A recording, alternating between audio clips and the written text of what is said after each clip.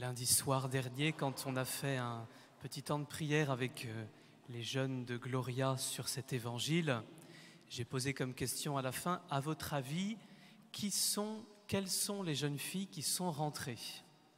Et alors là, merci, parce que j'ai eu plusieurs bonnes réponses.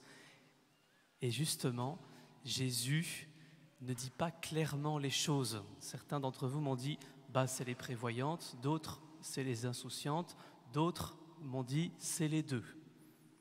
Alors, qu'est-ce que vous auriez dit, vous? En fait, je pense qu'une lecture rapide de cette parabole nous fait dire, voilà, les prévoyantes, elles ont de l'huile. L'huile, c'est tout le bien qu'on a fait dans sa vie. Donc, à la fin de notre vie, Jésus rétribue les bons, et donc les bons entrent au paradis avec lui et les mauvais sont écartés. Je pense que Jésus a déposé quelques petites subtilités dans la parabole pour nous faire réfléchir. Alors, si je reprends les choses, tout d'abord, quand Jésus parle du royaume de Dieu, il parle de notre vie avec Dieu. Et la plupart des paraboles, Jésus dit le royaume de Dieu est comparable à, c'est-à-dire maintenant je peux vivre avec Dieu de telle manière. Mais ici dans cette parabole, Jésus dit le royaume de Dieu sera comparable. C'est au futur. Ce qui veut dire que sans doute Jésus nous parle de ce que sera notre vie avec Dieu après.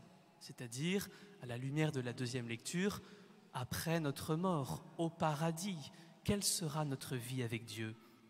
Et je ne sais pas quelles images vous avez, quelles représentations vous avez de notre vie avec Dieu après notre mort, mais Jésus aurait pu dire, le royaume de Dieu sera comparable à une grande réunion, ou sera comparable à un grand temps de prière, ou sera comparable à un temps d'adoration. Or, Jésus ne dit pas du tout ça. Jésus dit, le royaume de Dieu sera comparable à des noces. Qu'est-ce qu'on fait à des noces? En général, quand on va à un mariage, on est plutôt heureux d'y aller, parce qu'on sait qu'il y aura de la bonne musique, merci Gloria, il y aura de la bonne nourriture, il y aura des gens sympathiques à rencontrer, on pourra danser, ça ne sera pas guindé, vous voyez, ça sera détendu, et puis on fera des choses avec notre corps, et puis on va discuter, on va chanter, on va manger. Vous voyez, c'est une réalité riche, le mariage. Et donc Jésus dit, le royaume des cieux sera, dans la vie future, comparable à un mariage. Et on va un peu plus loin. Jésus ne dit pas, comme dans d'autres paraboles, que c'est l'ensemble des gens qui sont invités à des noces. Là, il dit, ce sont des jeunes filles qui sont invitées au mariage. Autrement dit, c'est leur mariage à ces jeunes filles. Elles vont vivre leur mariage.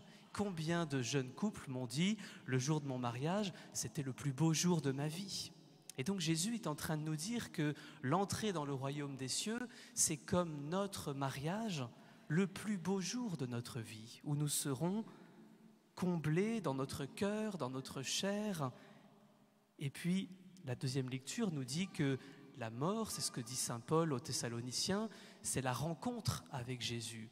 Et donc si Jésus, comme nous le professons chaque dimanche, est celui qui est infiniment bon, infiniment délicat, qui veut prendre soin de nous, qui nous connaît, qui nous comprend, eh bien combien cette rencontre sera exceptionnelle, sera incroyable, va profondément combler tous les désirs de notre cœur.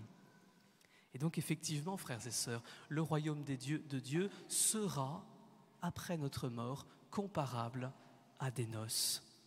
Et je pense, dans notre temps qui est un peu morose, où nous manquons parfois d'espérance, dans notre actualité du monde et de la France compliquée, eh bien il est bon de pouvoir réentendre cela. Oui, nous ne sommes que de passage sur cette terre, et Dieu nous appelle à cette vie nouvelle, à ce royaume de Dieu qui sera comparable à des noces. Alors, ensuite, comment on y entre? Ça, c'est la grande question. Donc, je vous ai dit, évidemment, cette huile que nous sommes invités à avoir, dont nous sommes invités à faire provision, eh bien, assez naturellement, nous voyons que ce sont nos bonnes œuvres, le bien que je fais à un pauvre, à un malade, à un étranger, à un voisin, à une personne de ma famille, comment je prends soin des autres, tout cela éclaire ma vie. Et donc tout cela, c'est comme de l'huile dont je fais provision pour m'éclairer. Mais quand Jésus dit, il y en a qui ont de l'huile et il y en a qui n'ont pas d'huile, mais vous êtes dans quel camp? Moi, je ne sais pas pour vous, mais dans les deux. Parfois j'ai de l'huile et parfois j'ai pas d'huile. Parfois je fais le bien et parfois je fais le mal. Autre subtilité, je pense que Jésus dépose dans cette parabole. On nous dit qu'il faut veiller. Or, on nous dit que toutes les jeunes filles, les prévoyantes comme les insouciantes, s'endorment.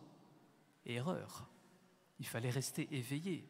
Dans toutes les paraboles, le but, c'est de rester éveillé. Et donc, à un moment donné, elles sont remises toutes sur un pied d'égalité.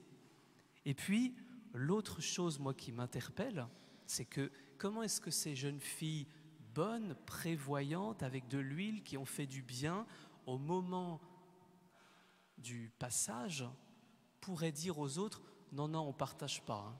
Voilà, l'huile, c'est rien que pour moi je ne partage pas aux autres.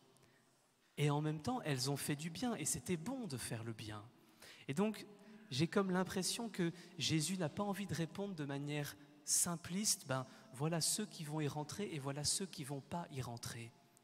Et alors, vous pourrez revoir dans votre texte, qui rentre? Quelle est la réponse? C'est quoi la réponse? Celles qui étaient prêtes. Celles qui étaient prêtes entrèrent dans la salle des noces. Alors comment est-ce qu'on est prêt pour entrer dans la salle des noces? Moi, je ne sais pas vous, mais je sais très bien de quel côté je suis. Je suis plutôt du côté des jeunes filles insouciantes.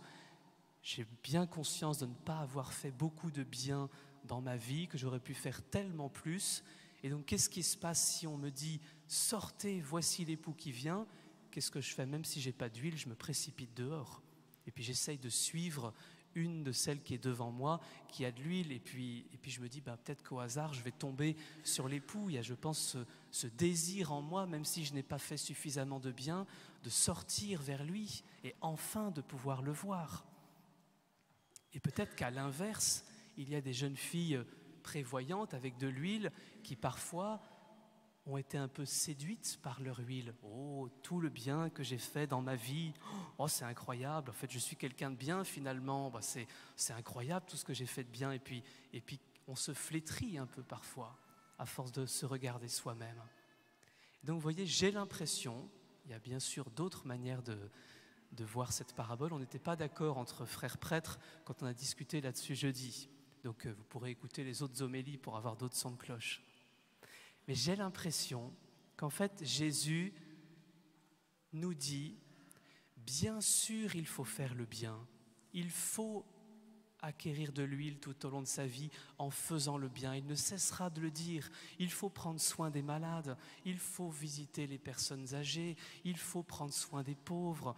Il faut aider dans son quartier, dans son voisinage. Il faut aller faire des visites en maison de retraite. Il faut prendre soin des personnes qui ont des difficultés. Bien sûr, et en même temps, il ne faut désespérer pour personne. Parce que peut-être que certains, en entendant cette parabole, se disent « Ah oui, mais moi je connais telle personne, j'ai l'impression qu'il est enfermé dans le mal, qu'est-ce qui va se passer pour lui ?» Eh bien, Jésus nous dit, voilà, qui sait s'il n'y aura pas un sursaut de dernière minute, qui sait s'il n'y aura pas une miséricorde particulière donnée à quelqu'un pour pouvoir le rejoindre. On connaît le bon larron, on connaît aussi cet exemple du curé d'Ars qui dit quelqu'un qui s'est jeté d'un pont et il a dit entre le pont et l'eau il a eu le temps de se convertir. Qui sait? Alors à nous qui entendons, nous ne devons pas saisir cette opportunité en se disant au cas où, peut-être qu'à la fin de ma vie tout se passera bien, donc je vais en profiter pour faire le mal. Ça ne marche pas. Jésus nous demande de faire le bien, pas pour acquérir de l'huile, mais pour le répandre, pour faire le bien à tous. Parce que Jésus est notre modèle, il a fait tellement de bien, nous sommes invités à faire le bien résolument. Et je pense que vous êtes témoin que le pape François, sans cesse, nous y invite à sortir et à faire le bien, à agir pour les autres. Et en même temps, nous ne devons désespérer pour personne et prier pour la conversion de tous. Et puis une dernière petite chose, de cet évangile, et j'en reparlerai dans les annonces. Qu'est-ce qui fait tout basculer dans cette parabole? Au milieu de la nuit, un cri se fit entendre, « Sortez à sa rencontre ». S'il n'y avait pas eu ce cri, aucune des 10 ne serait rentrée. Et donc, il faut à un moment donné quelqu'un qui prenne la parole et qui dise « Mais viens, il est là, viens le rencontrer, viens le voir ». Et ça, frères et sœurs, c'est notre responsabilité. Nous qui avons l'immense chance de connaître Jésus, c'est à nous d'être ce cri au milieu de la nuit pour dire « Viens, sors à sa rencontre ». Et la semaine prochaine, nous aurons le 2e dimanche en paroisse de l'année. Eh bien, nous vous proposerons, je le dirai tout à l'heure dans les annonces, une petite action concrète pour que vous puissiez inviter une personne, précisément la semaine prochaine ou à un autre dimanche en paroisse de l'année. Alors peut-être que dans ce temps de silence, maintenant, nous pouvons demander 2 choses au Seigneur. D'abord, la grâce de faire le bien résolument, sans jamais nous lasser. Saint Paul nous dit « Ne nous lassons pas de faire le bien ».